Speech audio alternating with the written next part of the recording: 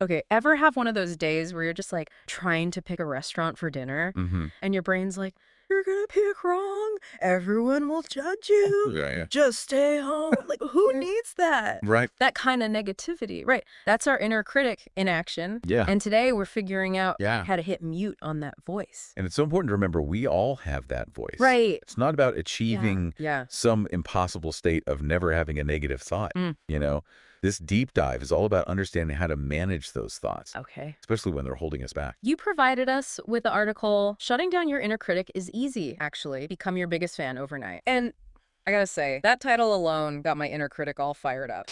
But the article dives into some really interesting strategies, Yeah. starting with this idea of the inner critic as outdated software. Okay. What's the deal with that? Think of it like this. Imagine you're still using the same phone you had in middle school. Oh, God. Chances are you'll be running pretty slow. Yeah, Some of the apps might be glitching, totally. and good luck trying to download anything new. Yeah. Our inner critic can be like that. Okay. Stuck in old patterns and beliefs Hmm. that might have served us once, but now just cause unnecessary stress. Okay, that makes total sense. Yeah. So, like, if I still panicked about presentations the same way I did in 5th grade, that's my old programming acting up. Exactly. Yeah. But how do we even begin to spot those outdated thought patterns? Right. It feels like they're just always there, Yeah. lurking in the shadows. It can be sneaky. Yeah. The article highlights some common signs. Okay.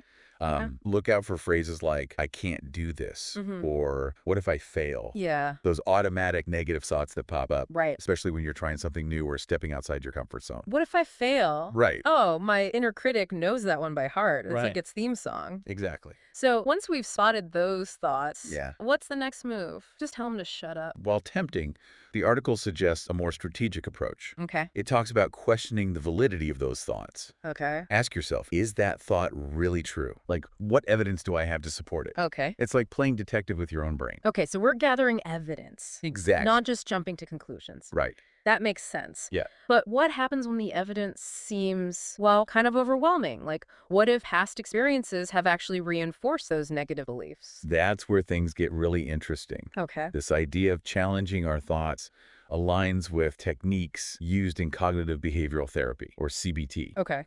Um, CBT? it's about learning to identify. Yeah, I've heard that's super helpful for a lot of things. It is. It Okay. is. And ultimately reframe those negative thought patterns. So we're not just suppressing those negative thoughts, Right. but actively engaging with them and trying to understand where they're coming from. Exactly. The goal isn't to pretend those negative thoughts don't exist, Yeah.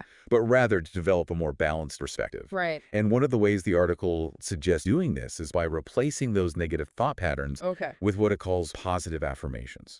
I have to admit, whenever I hear positive affirmations, Yeah. I get a little skeptical. Right. It feels a bit like trying to convince myself of something that just isn't true. I hear you. Yeah. It's not about suddenly declaring yourself the world champion of something you've never tried. Right. It's about shifting the tone of that internal dialogue. Okay. Imagine your best friend is about to give a presentation. Okay. Would you tell them, you're going to mess this up? No. It's going to be awful. Yeah. Definitely not. I'd be like, you've got this. Right. You're going to crush it. Exactly. And that's the kind of energy we want to bring to our own self-talk. Okay. It's about offering ourselves the same kindness and encouragement we'd give to someone we care about. Right. So instead of doom and gloom, it's more like pep talk mode. Yeah. Gotcha. Yeah. But sometimes, even with the best pep talk, that inner critic loves to bring up perfectionism. Right. Like, if you can't do it flawlessly, Yeah. why even bother? It's true. The article talks about how perfectionism can really sabotage our progress. Totally. It gives that inner critic even more ammunition to use against us. Yeah. And for many people, this is where those old thought patterns really dig in. Totally. And it feels like everywhere we look, people are only showing their highlight reels, making it even harder to embrace our own imperfections. Right. So how do we even begin to disarm this perfectionism bomb? Yeah. It feels like it's wired into our systems. It's definitely a process, not a quick fix. Okay. One powerful strategy the article mentions is focusing on progress over perfection. Okay. It's about acknowledging that everyone makes mistakes, Right. even those we see as incredibly successful.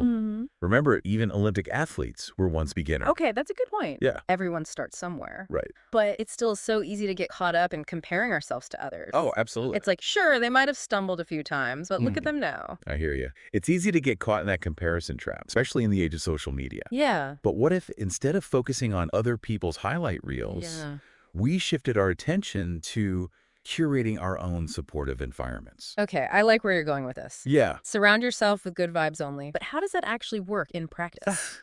Think of it like this. Who are the people in your life who lift you up, Okay. who celebrate your wins, both big and small? Yeah. Those are the voices you want to amplify. Okay. And on the flip side, Right. are there certain social media accounts or even individuals who consistently bring you down? Yeah. It might be time to hit the unfollow button or set some healthy boundaries. It's about being mindful of the information we're consuming Exactly. and the people we're surrounding ourselves with, basically creating a positive feedback loop to Right. drown out those negative thought spirals. Yeah. Love it. Now, the article also mentions some specific daily practices that can help quiet the inner critic. One that jumped out at me was keeping a gratitude journal. Yeah. Is that really as helpful as some people say? It really can be. Okay. And it's such a simple practice. Right. Taking even just a few minutes each day to reflect on things you're grateful for can shift your perspective in a big way. Right. It's about actively training your mind to focus on the positive, which can help quiet that inner critic. So it's like building those mental muscles for positivity. Exactly. Kind of like how we talked about rewiring those neural pathways earlier. Precisely. Okay. And speaking of building muscles, another practice the article highlights is the importance of celebrating small wins. Celebrating small wins. Yeah. I'm all about that. Sometimes it's those little victories that keep us going. Exactly. It's easy to get caught up in waiting for those big life-changing milestones. Right. But acknowledging those smaller steps forward can make a huge difference. So instead of, I need to get promoted to feel successful, Right. it's more like, hey, I crushed that presentation today. Exactly. Go me. That's exactly the kind of energy we're talking about. Yeah. It's about recognizing and celebrating those incremental achievements. Okay. Those small victories build momentum and fuel our motivation to keep going. Okay, so we're curating our environment, Yeah. practicing gratitude, Right. celebrating the small wins. Right. All great strategies. But what about those moments when that inner critic just won't quit? You know, those days Yeah. when those negative thoughts feel deafening. Right. The article briefly touched on affirmations, Yeah. but I'm curious to explore that a bit further. Okay. What's the deal with those? Are they really as effective as some people say? Affirmations can be incredibly powerful, Okay. but it's important to approach them with the right mindset. Okay. It's not about repeating empty phrases and hoping for a miracle. Right. It's about consciously choosing to rewire those negative thought patterns Okay. by consistently feeding your mind with positive, empowering statements. So instead of saying, I'm not good enough, Right. it's about shifting to something like, I am capable of learning and growing. Exactly. It's about speaking to yourself with the same kindness and encouragement you'd offer a friend. Yeah. And just like any new skill, consistency is key. Right. The more you practice catching those negative thoughts and consciously replacing them with affirmations, Yeah. the more ingrained those positive pathways become. So it's like we're literally rewiring our brains, Exactly. training ourselves to default to a more supportive inner dialogue. Yeah. That's kind of amazing when you think about it. But it also makes me think about those times when those old thought patterns resurface. Is that inevitable? Yeah. Will we ever truly silence that inner critic? It's important to remember that this is a journey, Okay. not a destination. Right. There will be days when those old thought patterns resurface. Right. And that's okay. Yeah. It's about recognizing them for what they are, outdated software, and choosing not to let them control our actions. So it's not about achieving some state of perpetual positivity, Right. but rather building that resilience. Yeah. That ability to bounce back from setbacks Exactly. without getting stuck in a spiral of self-doubt. Exactly. And as you continue on this journey, Yeah. remember to celebrate your progress. Okay. Acknowledge how far you've come in shifting your mindset. Mm-hmm. It's easy to get caught up in striving for some ideal version of ourselves. Right. But true growth comes from embracing the journey, imperfections and all. This has been incredibly insightful. It has. So to wrap things up, Yeah. it seems like the key takeaway here is that silencing our inner critic isn't about never having a negative thought again. It's about understanding where those thoughts stem from, actively challenging their validity, Right. and consciously cultivating a more supportive inner voice. Yeah. It's a process, Yeah. not a destination. And like any worthwhile journey, it's one that requires patience, Yes. self-compassion, Absolutely. and a healthy dose of humor. Couldn't have said it better myself. Right. It's about recognizing that we have the power to choose how we respond to those internal voices Okay. and to create a more empowering and fulfilling inner landscape. And you know what? Maybe in quieting our own inner critics, Yeah. we might just inspire others to do the same. Now that's a thought worth amplifying.